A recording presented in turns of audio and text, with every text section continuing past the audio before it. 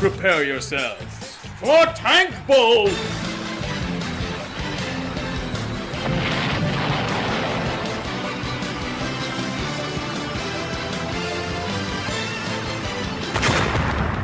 Two teams enter, only one comes out with a better draft position. Remember everyone, the key here isn't to win but to lose. In this affair, both of these trash heaps raced as far down the landfill as they could.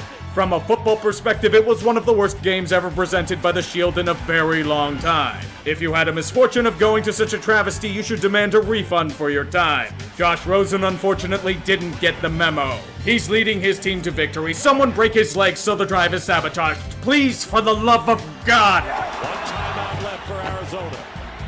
And here is Rosen into the end zone.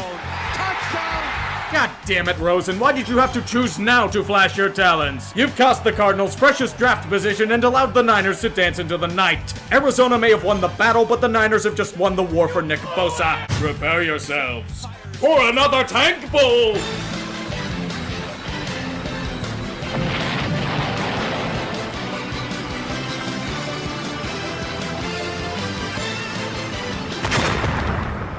This one is a tad more watchable than the previous iteration, if only because the offenses managed to do something. The name of this game was Awful Defenses, both teams imitating the swinging door at those old saloons, stopping nothing. Despite dealing with a battered squad and handless receivers, Andrew Luck showcased his talent and carried a rebuilding Colts squad to victory against a team that was thought of as a potential Super Bowl contender 15 months ago. The Raiders now have nothing. Just a bunch of old people and the rotting corpse of Derek Carr behind an awful offensive line.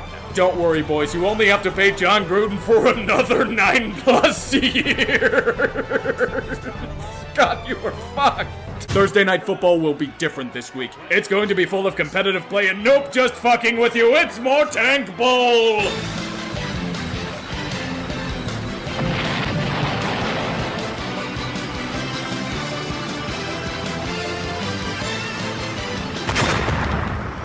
The two winners of last week's Tank Bowls meeting up for what should be a shit show for the ages. San Fran has meticulously prepared for this moment. CJ Beathard is hurt and they cut Tom Savage. They're starting a greenhorn named Nick Mullins? Who? The Raiders may be responding with the kicker that lost his soul in Green Bay, but this is perfect for the Niners. Why in God's name is Nick Mullins throwing like an absolute baller? No, Niners, don't walk away from the cliff. You're supposed to tank the other way. Tank the other way! No bueno, San Francisco. Bad touch, you're fucking up your perfect plan! Ugh, the powers of Thursday Night Football were too great for even the mightiest of Santa Clara's tanks to handle. Despite winning back-to-back Tank Bowls, has any team fallen harder than Oakland these past 2 years? Yes, you're totally going to be competitive with a bunch of old guys. Next week, Mark Davis will suffer a face melt and reveal the T800. Oh my, what an exhilarating matchup this is going to be. A former USC phenom up against a travesty of a team. Did I mention Sam Darnold's not playing? Yep, Peter Meme is so awful that he's been replaced by former Trojan Matt Barkley, who is somehow still alive. Oh my god, I figured it out. It's a Phantom Tank Bowl!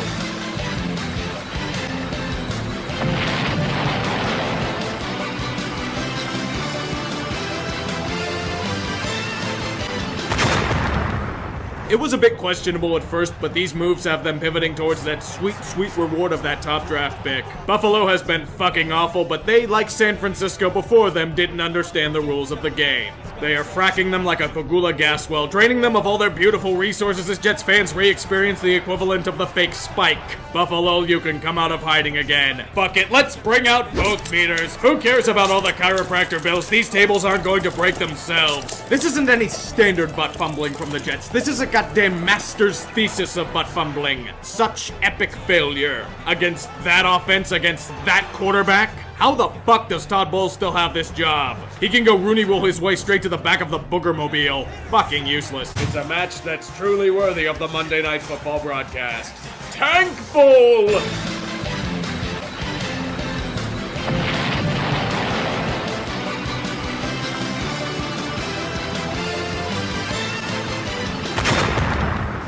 There's nothing quite like two teams that fancy themselves as playoff contenders at the start of the year only to be so terrible that they're engaged in another battle for Bosa. This game was as uninspiring as these two teams are to the untrained eye. They both have the spirit of the tank. I know it's admirable, but California has dealt with enough shit over the past week.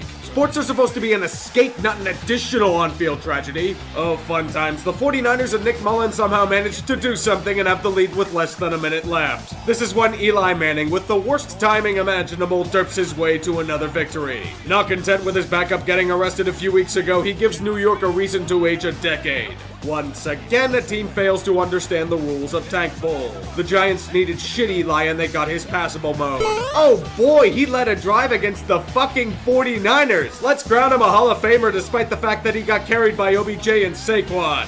Speaking of Odell Beckham, he's making a bold prediction for the G-Men. They're going to go 9-7! If both teams are utter trash, yet are still trying to win football games, would you call it a tank bowl? Let me take a closer look here. Oh yeah, it's a tank bowl.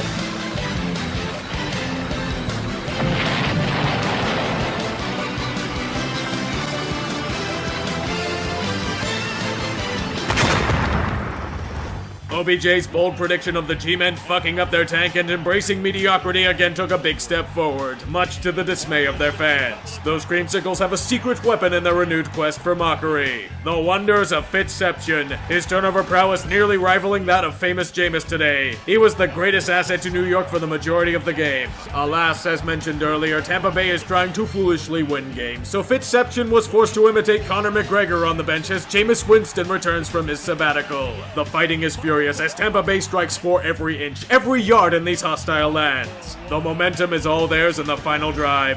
Shoplift for victory, Jameis. And Jameis to air it out. Looking forward to Deshaun Jackson. The bakery is back in business. Beautiful. The preceding Tank Bowl, that was merely whetting the appetite. Prepare yourselves for the main event. A true Tank Bowl!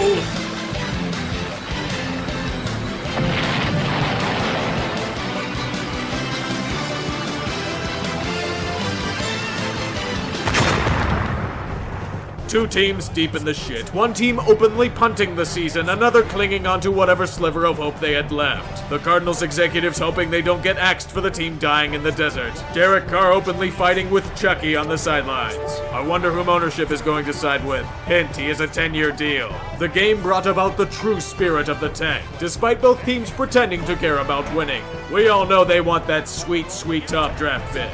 It's a flashback to Ali versus Frazier. Both fighters trading blows in order to be knocked out and lose the bout. Arizona has the lead, but Oakland has the ball. Don't even think about it, guys. You've been doing so well in the Tank Brigade. Don't ruin it with victory. And a 35-yard attempt, and the Raiders have won it. Congratulations, Raiders. You've planted a landmine underneath your precious tank. The first overall pick might be in jeopardy thanks to your first win without the aid of ref ball. Hope it was worth it. How many Tank Bowls are we gonna have this year anyway? Well, roll the intro.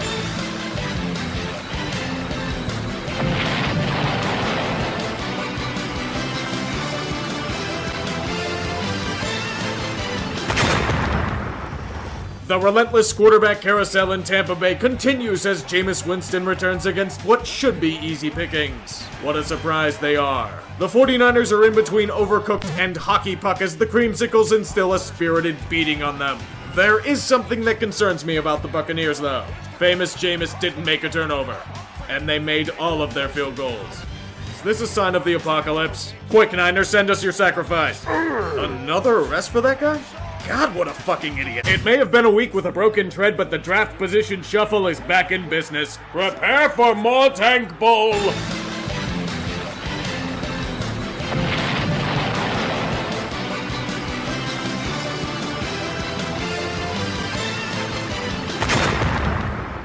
In fact, it's another rematch in the quest for the other number one. The first pick in the draft. At the very least, we get the rookie QBs instead of old man versus random guy off the street. As the Bills reached out for an early lead, they then had an epiphany. They understood the rules of the game. Even with a grizzled Jet squad who bathes in the tank, Buffalo decided that one more week of agony could subside. Thus results in a rather ugly game of football despite being close in score. The whole thing felt like more of a comedy reel. It's too bad Kelvin Benjamin wasn't around to join in the festivities. It may help, but there was one problem. The Jets were too desperate to stay employed. The tight end Herndon in motion. Here we go. 4th and goal. McGuire. And he is in for the Jets. New York may have butt fumbled their own tank again. A top 5 pick potentially squandered for the foolish cause of job security. At the very least, Buffalo gets more predictable misery. They join the Jets in the elimination room. I know the Jets technically were still alive until the Titans won on Thursday, but let's be real, they weren't making it in. A small error, but there was probably only one outcome where they clinch a berth. I'm not losing sleep over it. Less than 2 years ago, these teams were playing in the NFC Championship game. Today, they fight for another prize. Tank Bowl!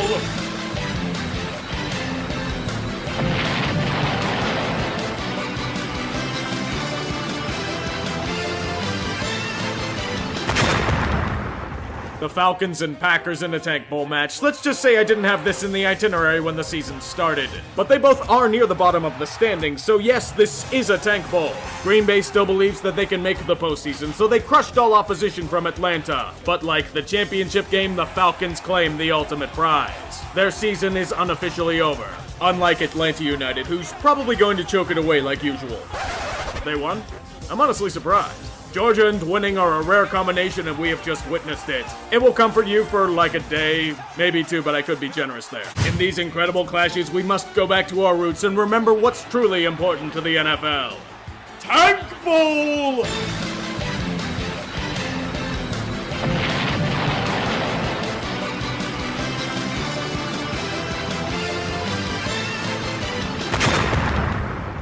The battle for the basement continues in a miserable shitfest that is worthy of the ideals that Tank Bowl represents. Detroit may be new to this sort of event, but still find a way to fail at everything they do. They were outmatched in all things tanking by Arizona, true veterans of such terrible affairs. I bet they even practice for such failure. It's the only way I can explain them being so unprepared and disheveled in football. As the Tanks roll on, the least surprising news reaches home. The Cardinals are out of the playoffs. Arizona, what you are hearing is the sound of your playoff contending window slamming shut on your fingers. Apparently, whatever competitive spirit you had left when Arians retired. Enjoy the arduous rebuild, boys. The spirit of the top draft pick is in full swing now. Prepare yourselves for a Tank Bowl.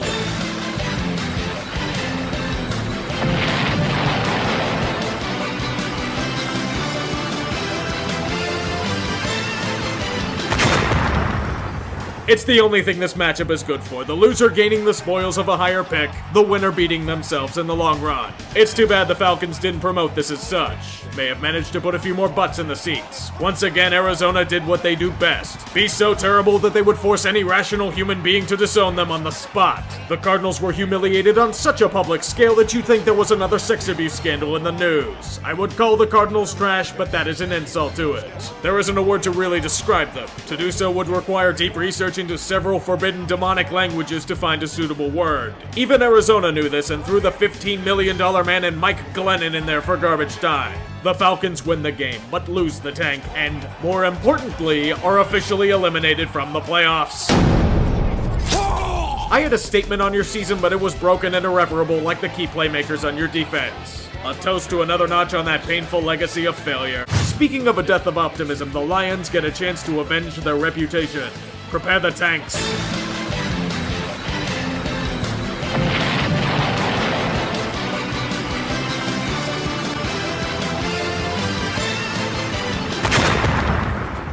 In the land of broken tables and dreams alike, the Bills square off in battle for Josh Allen's development and team pride. The game gets pretty ugly as both teams are dealing with a plethora of injuries. The Lions losing a few key players on D and the Bills running through nearly every single running back. Despite the grueling push, the fate of the game lies on Matt Prater. He doesn't miss in these clutch situations.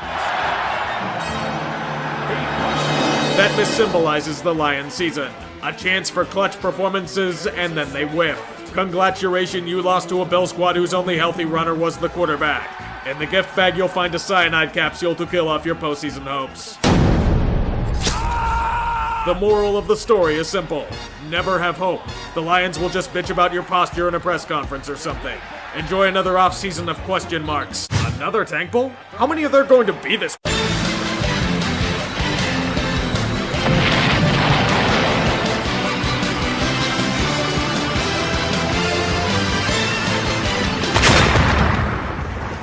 Yeah, I think this joke is running on high mileage at this point. Oakland, I know it's been a rough year for you, but let's check the news. Maybe something good happened to you after that win against Pittsburgh. Well, you fired your GM Reggie McKenzie after he lost his power struggle, unsurprising. The city of Oakland is suing you and the NFL, that's always a sign of goodwill. This also means you could be thrown out of the city and have to scramble for a new home next year. Fun times. Here's Amari Cooper saying that John Gruden wasn't the one that got him traded. I need popcorn for this saga. And yes, Martavis Bryant got suspended indefinitely because he can't stop smoking weed. More good news. On the field, yeah, you got your shit kicked in by a broken team because your idea of stopping Joe Mixon was letting him run free in the hopes that he'd run out of batteries. Take this complimentary loss as nobody bothered to show up to the stadium to even see your ass kicking. Cincy wins the game and they also win another prize. Playoff elimination.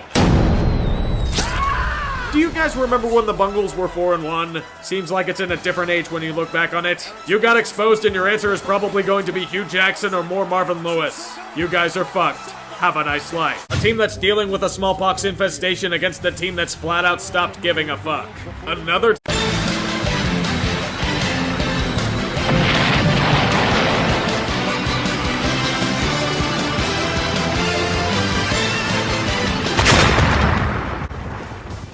If there's any solace, I think there may not be too many of these left. This game was as terrible as everyone anticipated it would be. In a vacuum, Jacksonville would utterly crush this team. But you have to remember, this is a team starting Cody Kessler, and whose players are already making vacation plans for January. It's just a shitfest in every way, shape, and form. Even then, the Redskins are the only team making any kind of movement with the ball. But the Jags aren't going to lose this. Come on. 30-16, they need the 29. Kessler and intercepted. Fabian Moreau. Jacksonville found a way to go lower. They're going to lose to a quarterback that hasn't won a game in his career. Hashtag Saxonville needs to talk more shit. It's the only way to rectify this embarrassment. 36 yards right down the middle. Holy shit, the Redskins still have playoff life. Do you believe in miracles? Jacksonville's trying to play Make-A-Wish over here. In what could be the final game for the Raiders in Oakland, it gets a glorious send-off. A heavyweight tank bowl!